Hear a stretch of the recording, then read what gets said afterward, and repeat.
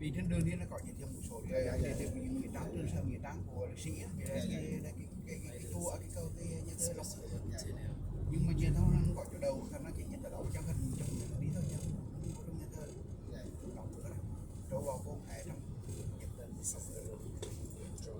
vì chỗ nữa đang cầm đầu cầm nhấn sợ đó khi ngã đỏ nhưng cái cách chỗ của mình. I'm sorry about all the trees and signs coming past. We're quite far away. It's kind of hard to get him. Thank goodness we're not faster than him. Come on over and get to this engine.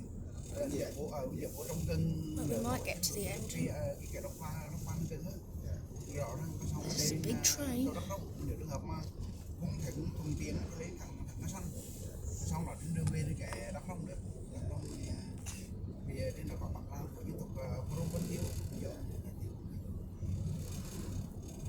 Here comes the locomotive. I wonder if I'll get him.